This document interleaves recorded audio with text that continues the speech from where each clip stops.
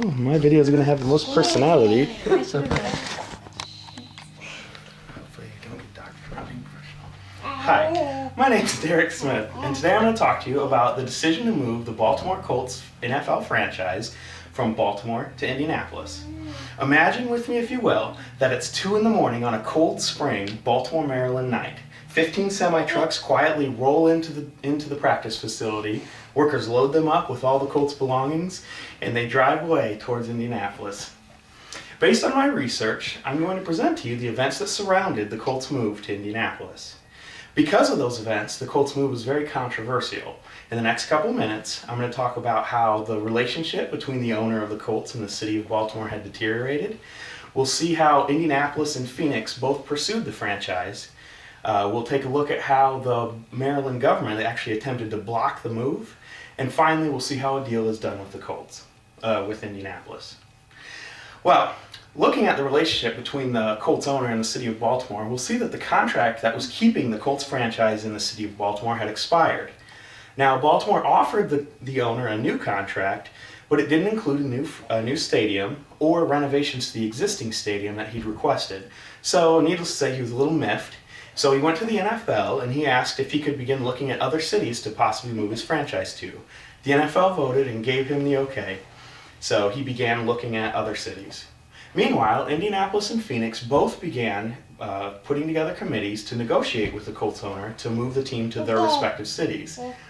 Well, Phoenix was first, and they had a meeting with the Colts owner. They flew him out to Arizona. They showed him around the practice facility, showed him where the team would be playing, and the meeting just went great. In fact, the owner actually received an offer from Phoenix to move his team while he was there. They set up a second meeting, but the night before the meeting, it had been leaked to the press. Now, these meetings that were taking place were secret. They weren't public. And according to John Morgan in his book Glory for Sale, the Colts owner was adamant that these stay out of the public spotlight. So the Colts owner was actually infuriated that this had happened, and he canceled his second meeting with Phoenix, and he actually put the whole thing on hold. Well, this helped Indianapolis, as they were able to fill the void and begin negotiating with the owner themselves. They flew him to Indianapolis, showed him the downtown area, showed him where the team would be practicing, and in basically what got in the move that convinced him that Indianapolis was the right place, they showed him the brand new Hoosier Dome that we can see right here. The Hoosier Dome was built that same year, and it had housed 60-some thousand seats, which was 10,000 more than his existing stadium, Memorial Stadium, that we can see right here. A couple things to note: Memorial Stadium was built in 1920 and renovated in 1953. It was really old. It also, as I said before, had 10,000 less seats, which means less revenue because you can't sell as many tickets. And the Colts football team had to actually share it with the baseball team, which meant there was actually a baseball field in the middle of the football field. So the Hoosier Dome was everything that Memorial Stadium was not to this owner. He fell in absolute love with it, and the meeting just went great with Indianapolis. Meanwhile, back in Baltimore, they're getting the idea the Colts are not coming back. So they begin preparing something known as eminent domain legislation.